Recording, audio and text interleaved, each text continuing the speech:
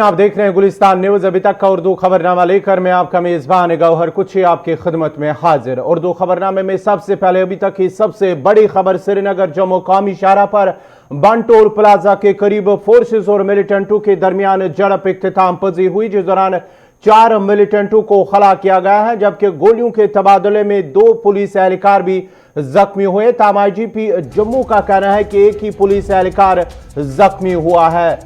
Police का कहना है कि जम्मू से वादी की तरफ जा रही एक ट्रक को नगरोटा बंटोल प्लाजा के करीब नाके के दौरान रोका गया, जिस दौरान ट्रक में मौजूद मिलिटेंटों ने नाका पार्टी पर ग्रेनेड और गोलियां चलाई, जिसके बाद दोनों के दरमियान गोलियों का तबादला शुरू हुआ। फोर्सेस की जानिब से जवाबी कार्रवाई करते हुए ट्रक को धमाके से उड़ा दिया गया, जिसके नतीजे में ट्रक में सवार सभी मिलिटेंटों को खला किया गया है। इब्तिदाई गोलियों के तबादले में 2 पुलिस एहलकार जो जख्मी हुए। ताम आईजीपी जम्मू का कहना है कि एक पुलिस एहलकार जख्मी हुआ, जिसे फौरी तौर पर अस्पताल मुंतकिल किया गया, जहां उसे खतरे से बाहर करार दिया गया है। श्रीनगर जम्मू कौमी शाहराह पर हुई झड़प के बाद नगरोटा और गिरदनवा में सिक्योरिटी के सख्त इंतजाम किए गए हैं, जबकि माता वैष्णो देवी के बेस कैंप में भी सिक्योरिटी की इजाफी नफरी को भी तैनात किया गया है।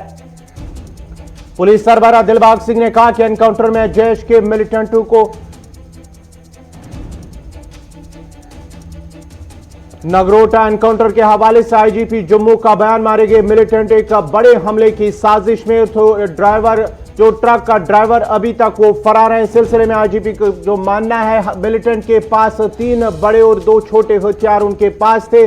और नगरोटा एनकाउंटर में आईजीपी जम्मू की प्रेस कॉन्फ्रेंस के हवाले से तफसीलात फराहम करते हुए उन्होंने कहा कि मारे गए मिलिटेंटों के एक बड़े मंसूबे को नाकाम बनाया। जो जम्मू से वादी की तरफ जा रहे थे, उनकी कोशिश को नाकाम बनाया। एक बड़ा हमला होने की मंसूबाबंदी को फोर्सेस की जानिब से नाकाम बनाया गया है। आईजीपी जम्मू की तरफ से प्रेस कॉन्फ्रेंस के दौरान जहां जम्मू में उन्होंने प्रेस कॉन्फ्रेंस की, इस सिलसिले में उन्होंने तफसीलात फराहम करते हुए कहा कि एक बड़े हमले की साजिश कर रहे थे। फिलहाल जो खबर आ रही है कि ट्रक का ड्राइवर जो अभी भी फरार है। मिलिटेंट के पास 3 बड़े और छोटे हथियार थे। ये आईजीपी जम्मू प्रेस कॉन्फ्रेंस के दौरान उन्होंने तफसीलात फराहम की है।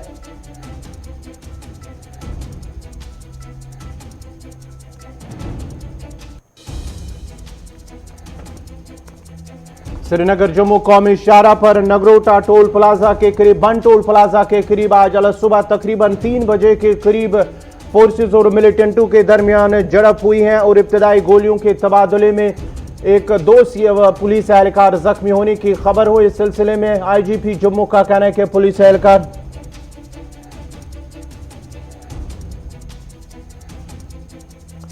जम्मू बंटोल प्लाजा के करीब जो एनकाउंटर हुआ, एनकाउंटर फिलहाल इख्तिताम पजीर हुआ। इस सिलसिले में आईजी सीआरपीएफ के आईजी साबिक आईजी सीआरपीएफ के हवाले से क्या कुछ कह रहे हैं, पहले वो सुनते हैं, उसके बाद मजीद बात करते हैं। So that they can create problems here. और मीनवाइल ये इन्फॉर्मेशन बड़ा अच्छा मिला है और ज़्यादातर ये टेक्निकल इनपुट होते हैं, जिससे कि बिल्कुल एक्यूरेट इन्फॉर्मेशन मिला है और उस इन्फॉर्मेशन के आधार पे ही ये जो टेररिस्ट आ रहे थे इनको न्यूट्रलाइज किया गया।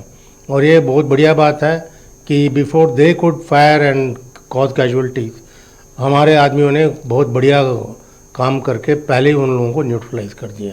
हालांकि उन्होंने ग्रेनेड भी फेंके हैं, लेकिन ज़्यादा कुछ असर नुकसान हुआ नहीं है। सर, वेपन्स की बात तो न्यूट्रलाइज हुए, लेकिन उनके पास से 11 AK-47 मिली है ग्रेनेड के अलावा। तो सर, क्या कोई बहुत बड़ा साजिश की तैयारी थी जो कि फॉइल हुई है, तो किस तरीके से देखते हैं? ये इन लोगों का आजकल मोटिव है कि कई लड़के रिक्रूट भी करें JNK में, खासकर वैली में वो लोग कोशिश कर रहे हैं ज़्यादा से ज़्यादा लड़कों को रिक्रूट करें। रिक्रूट करने के बाद इनको हथियार लाने में थोड़ा मुश्किल होता है, तो ये बढ़िया इन लोगों तरीका एक निकाला है कि बाई रोड हथियार निकाल लें और उन लोगों को सप्लाई किया जाए जिन लोगों को ट्रेनिंग वेनिंग पहले से दिया हुआ हो, या वहाँ ट्रेनिंग भी करते हैं जंगलों में।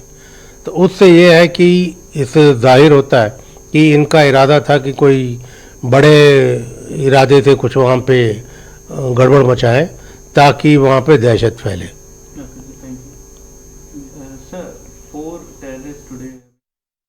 जम्मू वन टोल प्लाजा के करीब नगरोटा के करीब एक एनकाउंटर जो इख्तिताम पजीर हुआ। इस सिलसिले में अगरचे फिलहाल ट्रैफिक को एहतियाती तौर पर रोक दिया गया है, जबकि आसपास के इलाकों में सिक्योरिटी के सख्त इंतजाम किए गए हैं, जिसमें 4 मिलिटेंट जो ट्रक में सवार थे उस ट्रक को भी जो है धमाकों से उड़ा दिया गया है, जिसमें पुलिस का मानना है कि जो मौजूद उस ट्रक के अंदर जो मिलिटेंट थे वो सभी हलाक हुए। इस सिलसिले में आईजीपी जम्मू की तरफ से जो है थोड़ी देर बाद जो है प्रेस कॉन्फ्रेंस की जाएगी। इस सिलसिले में मजीद तफसीलात के लिए इस खबर पर हमारे साथ जुड़ चुके हैं एग्जीक्यूटिव एडिटर इशफाक गौहर। इशफाक, एक बड़ा जो है पुलिस का मानना है कि बड़ा मिलिटेंटों का मंसूबा नाकाम बना गया। 4 मिलिटेंटों की खबर जो आ रही है फिलहाल, जो इस हवाले से क्या कुछ तफसीलात है, और साथ ही साथ जो ट्रक का ड्राइवर और कंडक्टर फिलहाल बता रहे हैं कि वो अभी भी फरार है। इस खबर पर मजीद तफसीलात आपके पास क्या है? बिल्कुल आपकी बात सही है। एक बड़ी कामयाबी आज जम्मू कश्मीर पुलिस को जम्मू के अंदर मिली है, नगरोटा टोल प्लाज़ा के पास, जहां पर लगातार सिचुएशन जो थी वो वर्सटाइल हुई थी। उस वक्त जब सुबह इंटेलिजेंस इनपुट आने के बाद वहां पर नाका लगाया गया था सीआरपीएफ और जम्मू कश्मीर पुलिस की तरफ से, और बाद में जब इंटरसेप्ट किया गया उस गाड़ी को जिसके अंदर मिलिटेंट छुपे बैठे थे और उसकी तलाशी लेने चाहिए पुलिस ने, तो वहाँ से फायर किया गया है, जिसके नतीजे में इनिशियली जम्मू कश्मीर पुलिस के 2 जवान जो है वो जख्मी हुए हैं और उन्हें स्टेबल बताया जा रहा है। लेकिन उसके फौरन बाद जो अदर फोर्सेस हैं, जिनमें आर्मी भी है और दीगर लोग हैं, उन्होंने इस पूरे ऑपरेशन के अंदर जम्मू कश्मीर पुलिस का सहयोग किया और तकरीबन 2.5 घंटे से ज़्यादा वक्त तक वहाँ पर ये झड़प जो है वो चलती रही है, जिसके नतीजे में अभी तक जो कन्फर्म खबर अब हमारे सामने आई है वो ये है कि 4 मिलिटेंट जो है वो इस ऑपरेशन के दौरान मारे गए हैं अभी तक। उसके साथ साथ 11 AK-47 राइफल्स मिली है, UBGLs मिले हैं और कुछ और असला बरामद करने की बात भी जो है वो पुलिस की तरफ से सामने रखी गई है। थोड़ी देर पहले जम्मू के अंदर आईजीपी जम्मू की भी प्रेस कॉन्फ्रेंस हुई थी और जो खबर हमने पहले ज़राया से बताई थी अपने नाजरीन को कि ये एक दरअंदाजी वाला ग्रुप था जिसने चंद दिन पहले सांबा से दरअंदाजी की थी, उसी खबर की तस्दीक जो है वो आईजीपी जम्मू ने की है थोड़ी देर पहले, जिसमें उन्होंने साफ किया कि ये जो ग्रुप था ये चंद दिन पहले दरअंदाजी करके हुए जम्मू पहुंचा था, सांबा के सेक्टर से इन्होंने दरअंदाजी की थी और पिछले कई दिनों से अब ये श्रीनगर के फिराक में था और बाज़ाब्ता तौर पर जो उनका OGW ग्रुप है उन्होंने ये सारी चीज़ें अरेंज की गई थी और गाड़ी के अंदर माना जा रहा है कि एक फुल मैकेनिज्म था हथियार को वहाँ तक पहुँचाने के लिए जहाँ श्रीनगर उसको पहुँचाना था। लेकिन आपकी बात बिल्कुल सही है, ये एनकाउंटर कब हुआ है? जब जम्मू कश्मीर के अंदर बल्दियात के चुनाव चल रहे हैं और अभी तक किसी तरीके की कोई बाइकआउट की कॉल किसी भी तरह से नहीं है, नंबर 1। और ये उस वक्त भी हो रहा है जब इंटेलिजेंस इनपुट ये बता रहे हैं कि शायद स्केल ऑफ वायलेंस बढ़ेगा। यही वजह है कि डिप्लॉयमेंट ऑफ ट्रूप्स जो वो मिनिस्ट्री फॉर होम की तरफ से ज़्यादा कर दी गई है ताकि चुनावों के दौरान किसी तरीके का खलल ना हो। और तीसरी बड़ी बात ये है कि जो सरहदें हैं वहाँ पर काफ़ी ज़्यादा डिप्लॉयमेंट है, चाहे आप LAC की बात करें, LOC की बात करें, और शायद यही वजह कि अब इंटरनेशनल बॉर्डर्स का सहारा लिया जाता है और पंजाब और इस तरीके से रास्तों को चुना जाता है जहाँ से हथियार को श्रीनगर पहुँचाया जाए। तो हर तरह से जब आप देखेंगे तो इंटेलिजेंस इनपुट आने के बाद जो ऑपरेशन चलाया गया वो कामयाब ऑपरेशन है पुलिस की नज़र में, और पुलिस का मानना है कि 11 AK-47 राइफल मिलना, UBGL मिलना, ये आपस में ही एक बड़ी कामयाबी है। इशफाक, मजीद आपसे जानना चाहेंगे कि ये किस तंजीम से, क्या ये मकामी थे या कि गैर मुल्की थे, इस हवाले से पुलिस का क्या कुछ कहना है? और साथ ही साथ आपसे ये भी पूछना चाहेंगे कि जो गाड़ी का ड्राइवर या कंडक्टर या और कोई लोग इसमें सवार थे, क्योंकि इस पे भी जो है कहीं ना कहीं जो है तफसीलात जानने की कोशिश करेंगे।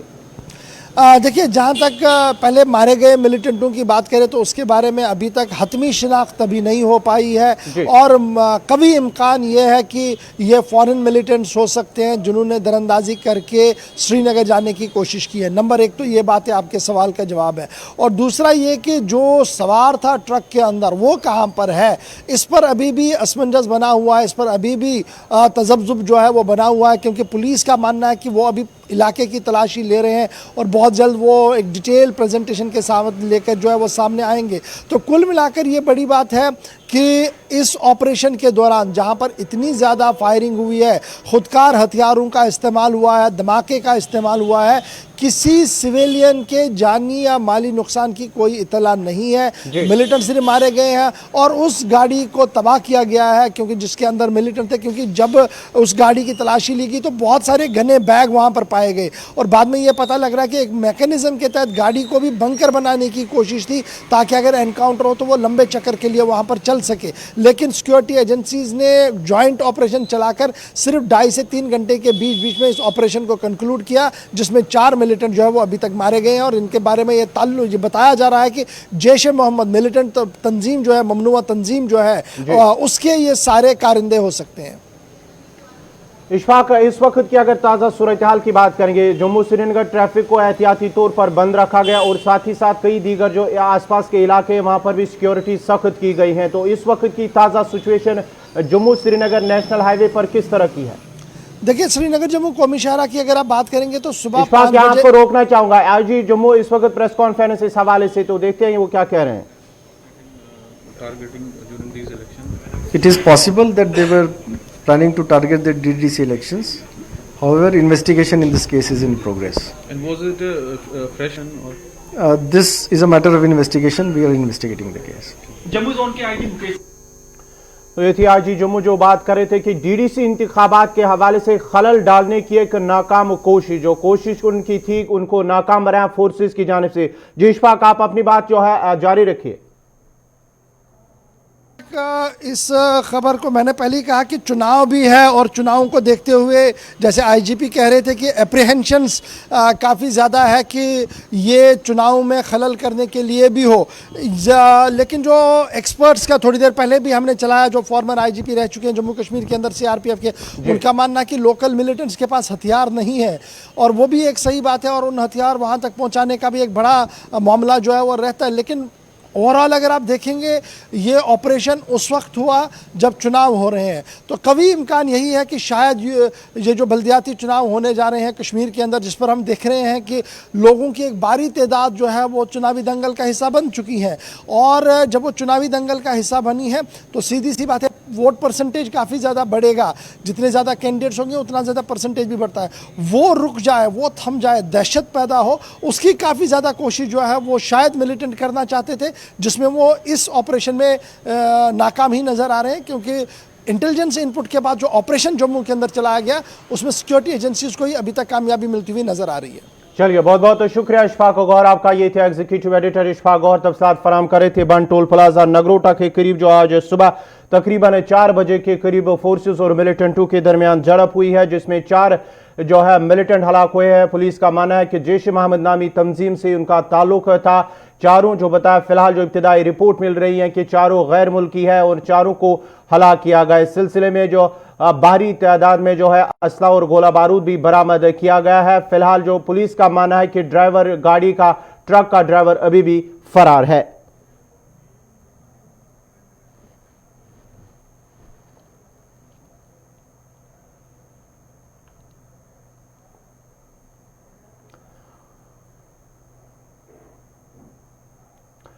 आलमी वबा कोरोना वायरस का न थमने वाला कहर लगातार जारी और पिछले 24 घंटों के दौरान मुल्क भर में कोरोना वायरस के 45,576 नए मुस्बत मामले सामने आए हैं, जबकि वायरस से मजीद 585 अफराद की मौत भी वाक़या हुई है, जिसके साथ ही मुल्क भर में कोरोना वायरस से मुतासरीन की तादाद 89,58,484 पहुंच गई है, जबकि वायरस से मरने वालों की तादाद 1,31,578 पहुंच गई।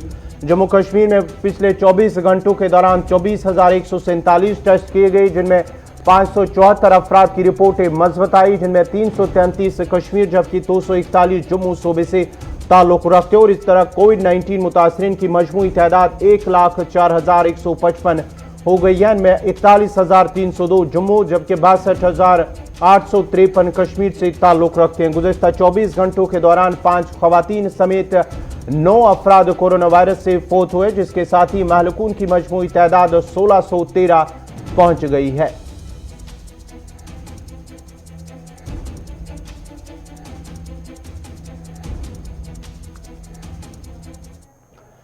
अब वैक्सीन के हवाले से भी एक और बड़ी खबर कि कोविड वैक्सीन के तीसरे मरहले के ट्रायल कल से शुरू होंगे। 1000 से ज्यादा वॉलंटियर ट्रायल में शामिल होने की उम्मीद है। तवक्का है कि वैक्सीन की हिफाजत 90% से ज्यादा होगी, ये माहिरीन का मानना है।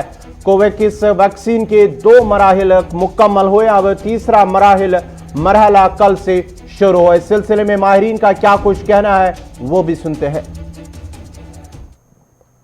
उम्मीद है कि अगर 600 लोगों के अंदर रिस्पांस अच्छा आता है तो ICMR इसके लिए परमिशन लेगी ताकि मार्केट ऑथेंटिकेशन हो सके और इसका मास प्रोडक्शन हो सके। अच्छा, जो डोज है कितनी डोज लगाई जाएंगी और कितने दिन के कितने इसके अंदर 2 डोज लगाई जाएंगी।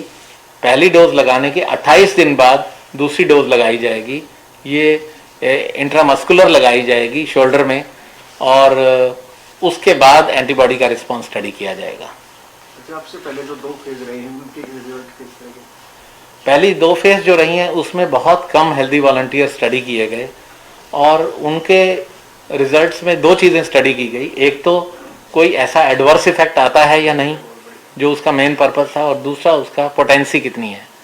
तो पहली 2 फेज में जितने भी हेल्दी वॉलंटियर लिए गए उनमें या तो कोई साइड इफेक्ट नहीं आया या बहुत ही मिनिमल साइड इफेक्ट आए, जैसे इंजेक्शन साइट पे हल्का दर्द होना या 2-3 हेल्दी वॉलंटियर्स को हल्का बुखार आया। इसके अलावा कोई और मेजर साइड इफेक्ट किसी में नहीं नोट किया गया। वैक्सीन अच्छा, जो 3rd फेज है इसमें जो एज ग्रुप है क्या क्या रखा जाएगा? 3rd फेज के अंदर लोअर एज लिमिट 18 साल है, लेकिन अपर एज लिमिट कोई नहीं सेट की गई। कितनी भी एज का आदमी इसके अंदर रजिस्टर करवा सकता है।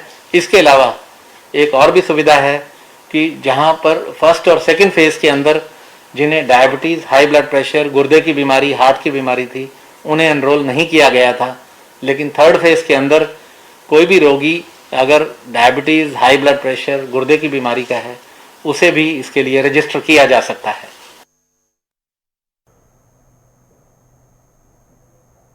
मुत्तहिदा अरब इमारात का एक बड़ा फैसला, मुत्तहिदा इमारात की जानिब से एक बड़ा फैसला किया गया है कि पाकिस्तान समेत कई ममालिक पर वीज़ा पर पाबंदी आयद की गई हैं। कोविड के पेश नज़र UAE हुक्काम ने एक फैसला लिया है, पहले से जारी वीज़ों पर पाबंदी आयद नहीं होगी, ये UAE हुक्काम का मानना है। आलमी वबा कोरोना वायरस के पेश नज़र मुत्तहिदा अरब इमारात ने पाकिस्तान समेत 11 ममालिक के मुसाफिरों के लिए वीज़ों के इजरा को रोक दिया गया है। पाबंदी का शिकार मुल्कों में पाकिस्तान समेत तुर्की, ईरान, अफगानिस्तान, इराक, शाम, लीबिया और दीगर ममालिक शामिल है। इन ममालिक की एयरलाइंस को भी फैसले से आगाह कर दिया गया है। पॉलिसी के मुताबिक फिलहाल नए विजिट वीज़ा जारी नहीं किए जा रहे, ताहम मुस्तकिल रिहायशी वीज़ा रखने वाले अफराद इजाज़तनामे के साथ सफ़र कर सकेंगे। यूरोप, कनाडा और दीगर ममालिक के सयाह अगर बराह रास्त UAE आएंगे तो उनके लिए एयरपोर्ट पर ही वीज़ा फराहमी की सहूलियत होगी। ताहम इमारात सफारत खाने के मुताबिक ये पाबंदी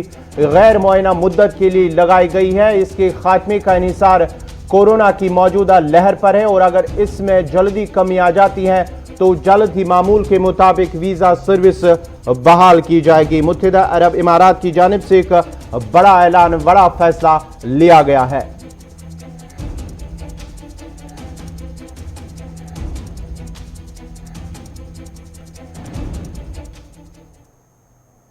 अब लद्दाख से एक और बड़ी खबर आ रही है। उम्मीदवारों ने इंतजामिया पर सवाल उठाए और साथ ही साथ बोर्ड हुकाम पर भी सवाल उठाए हैं। लद्दाख की जानिब से एक बड़ी खबर कि DSSRB करगिल को लेकर उम्मीदवारों ने सवाल उठाए हैं। SC को ओपन मेरिट में कैसे लिया गया? उम्मीदवारों का इल्जाम है चंद रोज कबल DSSRB करगिल के नताइज सामने आए थे, उस सिलसिले में इंतजामिया से मामले पर नजरसानी की अपील की गई है। उम्मीदवारों ने सवाल उठाए हैं कि SC को ओपन मेरिट में कैसे लाया गया, जब चंद रोज कबल ही DSSRB करगिल के नताइज जो सामने आए थे उसके बाद ही अब उम्मीदवारों ने जो है इल्जाम लगाया है कि इस सिलसिले में इंतजामिया से मामले पर नजरसानी की अपील की है।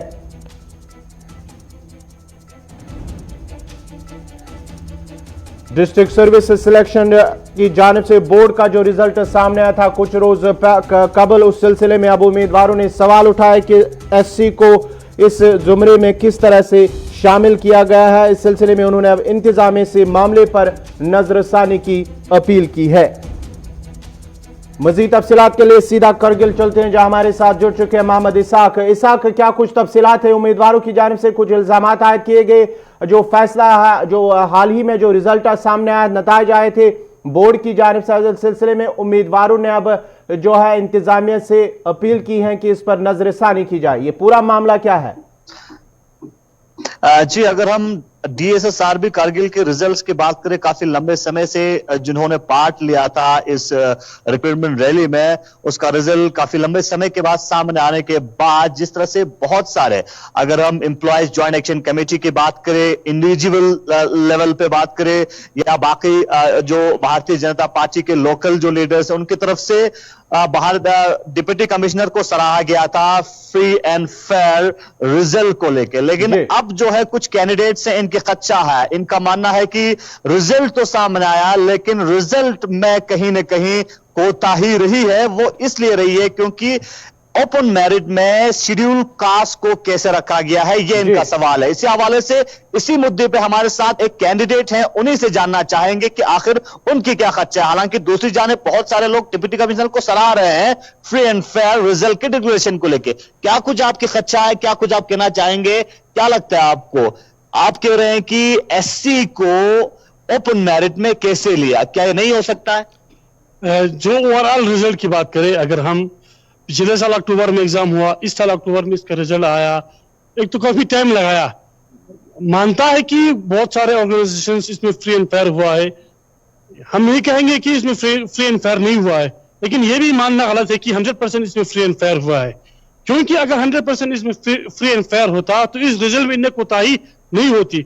और खासकर SC को ओपन में लेना, SC वाले ओपन में आ सकता है, ये इशू नहीं है। इशू ये है कि SC वाले डिस्ट्रिक्ट क्रेडिट पोस्ट में आया है। ये जो पोस्ट था एडवर्टाइज हुआ था, डिस्ट्रिक्ट क्रेडिट पोस्ट, डिस्ट्रिक्ट के लोगों के लिए डिस्ट्रिक्ट क्रेडिट पोस्ट में था। इशू अब ये बन चुका है कि आपने गैर जो हमारे डिस्ट्रिक्ट के बाशिंदा नहीं है उसको आपने हमारे डिस्ट्रिक्ट क्रेडिट पोस्ट के ओपन की सीट कैसे दे दिया? हम नहीं कि आपका कहने का मतलब है जो ST लोग है उन्होंने ओपन के सीट पे भी कब्जा किया है, जो रिजर्व उनके लिए सीट रखा है वो भी उन्होंने लिया।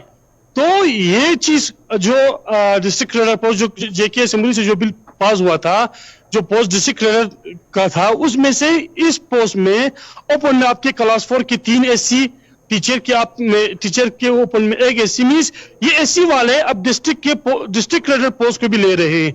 इन फ्यूचर ये एक रूल बन सकता है, अगर इस टाइम अगर हम आवाज नहीं उठाएंगे, इन फ्यूचर SC वाले फिर RBI में भी आ सकता है, RBI के पोस्ट में भी, फिर SC वाले ये ST में भी आ सकते हैं, फिर हमारे डिस्ट्रिक्ट के लोगों के लिए फिर क्या बचेंगे?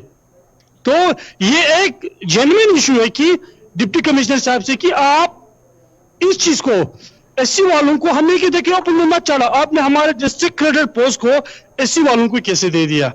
पहले इशू तो ये है। आप क्या कुछ अपील करना चाहेंगे लोकल एडमिनिस्ट्रेशन से, चेयरमैन DSSRB? चेयरमैन DSSRB से यही रिक्वेस्ट है कि जो ओपन में नहीं, जो हमारे डिस्ट्रिक्ट क्रेडिट पोस्ट में से जो आपने SC वालों को दिया है उसको रिवोक किया जाए, और जो ओपन में सिलेक्ट हुआ है, जो डिस्ट्रिक्ट क्रेडिट पोस्ट पे सिलेक्शन हुआ है उसको रिवोक किया जाए, और हमारे ही जो वोटिंग में है, जो हमारे जो क्वालिफाइड है उनको उस पोस्ट को उनके हवाले किया जाए। मींस अगर ये नहीं होता है तो हमारे ऊपर ये एक जुल्म है, और इस जुल्म और इस तशद्दुद के खिलाफ हम चुप नहीं बैठेंगे। एक्चुअली हमारे साथ बात कर रहे थे जो लोकल एक कैंडिडेट, इनका साफ साफ यही कहना है कि जिस तरह से SC के लिए अपने लिए रिजर्व सीट रखा गया है, और आज जब ओपन में भी SC के जो कैंडिडेट सामने आके सीट लेता है तो कहीं ना कहीं डिस्ट्रिक्ट कैडर के हवाले से डिस्ट्रिक्ट के लिए जो पोस्ट्स हैं वो कहीं ना कहीं कमी रहेगा, और आने वाले वक्त में यूथ को चैलेंज करने में, एग्जाम को क्लियर करने में काफी दुश्वारियों का सामना करना पड़ सकता है। बहुत शुक्रिया मोहम्मद इसाक आपका। ये थे करगिल से मोहम्मद इसाक तफसीलात फराहम करे थे, जहां उम्मीदवारों ने अब इंतजामिया से नजरसानी की उम्मीद की और जिला तरक्याती कमिश्नर से अपील की है कि जिस तरह से SC पोस्ट जो ओपन मेरिट में SC जो है उम्मीदवारों को शामिल किया गया, इस सिलसिले में जो फैसला हुआ इस पर नजरसानी की जाए। अब जरा आगे बढ़ते हैं, बात करेंगे। यूं तो जम्मू कश्मीर में बरसों पुराने दर्जनों तरक्याती मंसूबे तशरीह तकमील है। इसी तरह का एक अहम और मजहबी मकाम अखनूर, जहां तारीखी अखनूर किला और दौरान बुद्धमत के आसार कदीमा अंबारा मौजूद है। उन मकामात का दौरा जम्मू कश्मीर के पहले लेफ्टिनेंट गवर्नर गिरीश चंद्र मुर्मू ने किया था। LG मुर्मू ने दौरे के दौरान अफसरान को हिदायत देते हुए कहा कि इस अहम और तवारीखी मकाम की शाना रब्ता बहाल करने के लिए हंगामी बुनियादों पर काम किया जाए। ताहम आज करीब 1 बरस बाद भी पहले LG के अहकामात पर अमल दरामद करने पर हुक्काम नाकाम रही हैं, जबकि फाइलें दफ्तरों में धूल चाट रही हैं। पेश है एक रिपोर्ट।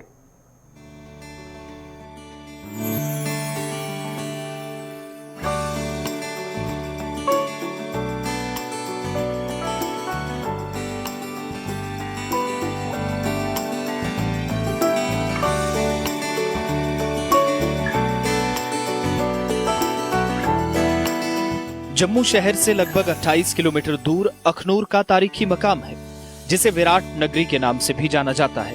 यहीं पर जियापोता का वो घाट है जहां डोगरा सल्तनत की बुनियाद डाली गई। 1822 में इसी मकाम पर पंजाब के महाराजा रंजीत सिंह ने डोगरा महाराजा गुलाब सिंह को जम्मू का राज सौंपा था। इसमें कोई शक नहीं है कि अखनूर तारीखी तौर पर एक अहम मकाम है।